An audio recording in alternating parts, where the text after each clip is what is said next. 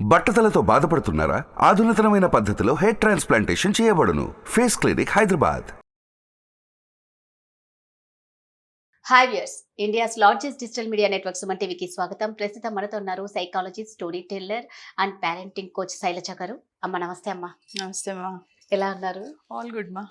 అమ్మ, మనం ఎంత కష్టపడినా, మీరైనా నేనైనా, ఈ ప్రపంచంలో ప్రతి ఒక్కరూ జానడు పొట్ట కోసమే కష్టపడతారు. ఎన్ని ఆపసోపాలు పడుతూ ఉంటారో లాస్ట్కి వచ్చేసరికి ఆ ఫుడ్ విలువ తెలియకుండా పోతుంది. పెద్దవాళ్ళకైతే చెప్పనవసరంలే, బట్ పెద్దవాళ్ళని చూసే పిల్లలు తయారవుతారు.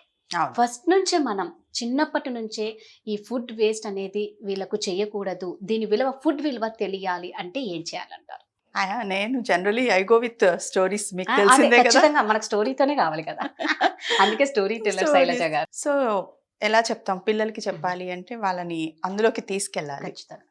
సో ఎలా అంటే ఇప్పుడు మనం ఎలా అంటే రైతు కష్టము, అక్కడ కష్టపడతాయి, పండుతాయి, మన పళ్ళెల్లోకి వచ్చేసరికి ఇంత ఖరీదవుతుంది, ఇవన్నీ చెప్తూ ఉంటాం జనరల్లీ పిల్లలకి.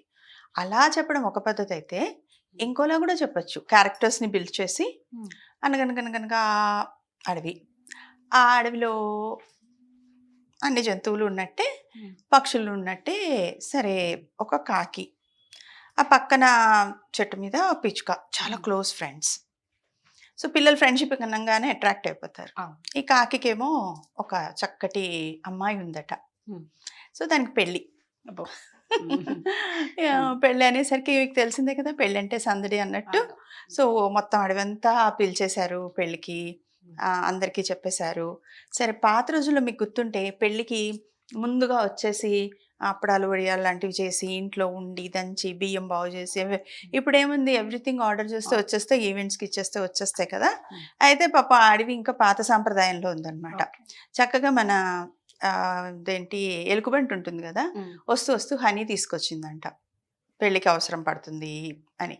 అలాగే ఏమది జింకలు వస్తూ వస్తూ కూరగాయలు తెచ్చాయట. ఈ కుందేళ్ళు అవి వస్తూ దుంపలు చక్క తవ్వి తీసుకొచ్చాయట. అలాగే జిరాఫీ ఎత్తుగా చెట్ల మీద ఉండే కాయలు తీసుకొచ్చాయి. కోతులేమో కొన్ని పండ్లు తీసుకొచ్చాయి. సో అంతా ఏదో కోకిలమ్మ పెళ్ళికి వనమంతా సందడి అంటే లాగా కాకమ్మ పెళ్ళికి మొత్తం సందడిగా తయారైంది. సో వంటలు చేపించారనమాట, గుమ్మగుమ్మలాడిపోతున్నాయి. ఇటు పెళ్లి కొడుకు పెళ్లి కూతురు వండర్ఫుల్, మొత్తం సందడిగా పలకరించుకుంటున్నాయి, అన్నీ చేస్తున్నాయి. ఫుడ్ టైంకి వచ్చేసరికి, భోజనాల టైంకి వచ్చేసరికి వీళ్ళు పిలిచిన దానికంటే డబల్ పీపుల్ కనబడుతున్నారు. పీపుల్ అంటే ఇన్ ద సెన్స్ అక్కడ ఉన్న వాళ్ళు. సో డబల్ కనబడుతున్నారు. ఏం చేయాలి?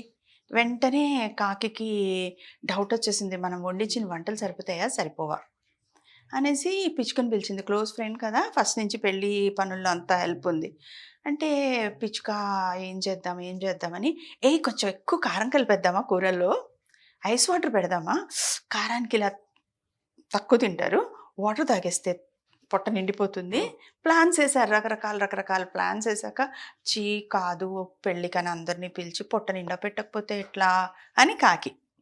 సరే కొంచెంసేపు ఆలోచించారు. వీళ్ళేమో అతిథులందరూ వెయిట్ చేస్తున్నారు, భోజనం ఇంకా వడ్డన్న మొదలు పెట్టలేదు ఏంటి అని.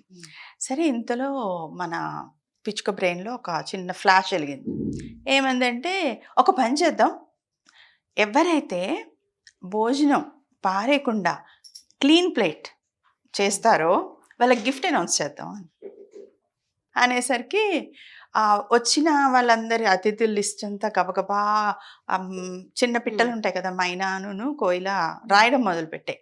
అంటే ఏ ఫ్యామిలీ కనుక నీట్గా క్లీన్గా ఎక్స్ట్రా ప్లేట్ తీసుకోకుండా, ఫుడ్ వేస్ట్ చేయకుండా, ఇలా కొంతమంది సగం ప్లేట్ తినేసి తీసుకెళ్ళి పడేస్తూ ఉంటారు, మళ్ళీ ఇంకో ప్లేట్ తీసుకుంటారు.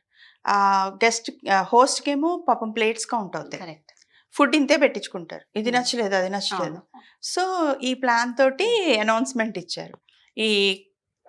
ఈ కాకమ్మ పెళ్ళిలో అందరికీ ఒక అద్భుతమైన గిఫ్ట్ ఉంది. ఏం గిఫ్ట్ అబ్బా, మనకి జనరల్లీ రిటర్న్ గిఫ్ట్ అంటే చాలా ఆనందం, అక్కడే ఓపెన్ చేసి చూసుకుంటాం చిన్న పెద్ద కూడా. చిన్నపిల్లలు అయితే బర్త్డేకి వెళ్తే ముందు రిటర్న్ గిఫ్ట్ ఏమి ఇస్తారు అని అడుగుతారు. వాళ్ళు అందరూ అటెన్షన్ అయిపోయేసరికి ఏంటి అంటే కాంపిటీషనా, ఇదేంటి, ఎందుకు అనుకునే లోపల ఇలా చెప్పారనమాట. ఏ ఫ్యామిలీ అయితే క్లీన్ చేసి క్లీన్ ప్లేట్ ఉమ్. చక్కగా ఏ ఫుడ్ వేస్ట్ చేయకుండా అనేసరికి ఇంకా అందరూ 500 మందికి వండిన ఫుడ్ 1000 మంది జనాలు వస్తే సరిపోయింది. ఎందుకంటే పడేయలేదు కదా, ఎవరు పడేయలేదు. ఎక్స్ట్రా పెట్టించుకుని పడేయలేదు, ఏం చేయలేదు. Correct. సో దాంతో చక్కగా ఫుడ్ సరిపోయింది. ఇంతకీ ఏంటి అంటే ఎవరికి వచ్చింది ప్రైజ్, ఇద్దామా వద్దా అని మళ్ళీ తర్జనలో పడ్డారు. పైగా ప్రైజ్ అనౌన్స్ చేస్తారనమాట, బంగారు ఉంగరం ఇస్తామని. కానీ అందరూ ఖాళీ చేసేసి ఉంటారు నీట్ గా ప్లేట్స్. అందరూ ఖాళీ చేసి ఉంటారు.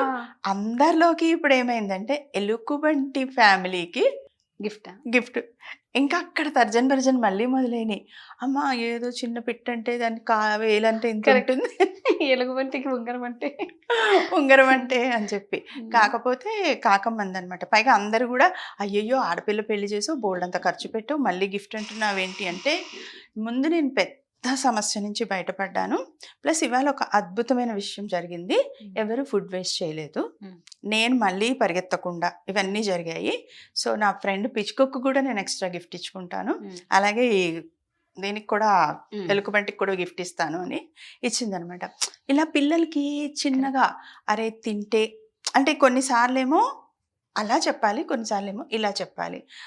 అప్పుడు తర్వాత చెప్పొచ్చు అనమాట, ఇంత పండుతుంది, ఇంత కష్టము, ఒక గింజ వేస్తే గుప్పెడు గింజలు వస్తాయి, కానీ అవి బాగయ్యి మన దగ్గరికి వచ్చేసరికి ఆ రేటు, ఆ ఫార్మర్ కష్టము, వర్షం పట్టము, పడకపోవడము ఎన్ని జరుగుతున్నాయి.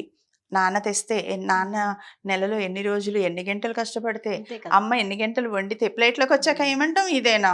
అంతే. సరే మనం ఏమంటాం, వద్దులే నాన్న తినటం ఇష్టం లేకపోతే వదిలేయమ్మా అంటాం. అంతే. అది వెళ్ళి డస్ట్బిన్ మురిగిపోవడము. సో అంతే. పిల్లలకి నేర్పండి, కష్టం విలువ నేర్పండి, తర్వాత ఫుడ్ విలువ నేర్పండి. మనకి పాత రోజుల్లో భోజనం దగ్గర కూర్చుంటే ప్రేయర్ చేపించి గోవిందనామ స్మరణతో భోజనం చేసేవాళ్ళు. ఇప్పుడు ఎక్కడ పడితే అక్కడ కూర్చుంటున్నాం, ఏది చూస్తూ అది చూస్తూ తింటున్నాం, అందరం అలాగే తయారాం. అంటే దానికి ఒక గౌరవం లేదు, ఒక విలువ లేనట్టు. కానీ అదే మనం what we eat we become. So దానికి వాల్యూ ఇవ్వండి, దాన్ని గౌరవించడం నేర్పండి. దట్ ఈస్ ఇంట్లో ఎలా చేస్తే అలాగే వస్తుంది. పెద్దవాళ్ళం మనమే టీవీ ముందు హాల్లో కూర్చొని పళ్ళాలలో పెట్టుకొని అలా తిన్నాం అనుకోండి, పిల్లలు కూడా అదే ఫాలో అవుతారు. ఏముంది అందులో తప్పు అంటారు. So please value your food. Okay, correct. So ఇది నేర్పిస్తే ఇలా చిన్న చిన్న కథల రూపంలో వాళ్ళకి వాల్యూస్ నేర్పించవచ్చు. నిజమే మీరు అన్నట్లు. ఏంటి అంటే ఆ కథలో ఎంత మంచి మెసేజ్ ఉందంటే, ఫస్ట్ థింగ్ డస్ట్బిన్ లో వేసే బదులు ఎంతమంది కడుపు నింపింది అది. కదా, అది ఒక్కసారి ఆలోచించాలి. ఇందులో వేసేటప్పుడు ఎంతమంది కడుపు నింపితే, ప్రాణం లేని ఆ చెత్త కవర్లో వేయడం కన్నా ప్రాణం ఉన్న మనిషి కడుపు నింపితే ఎంత తృప్తి. Right, thank you. వెల్కమ్ నానా. సుమన్ టీవీలో మీ పర్సనల్ అండ్ బిజినెస్ ప్రమోషన్స్ కోసం కింది నెంబర్కి కాంటాక్ట్ చేయండి.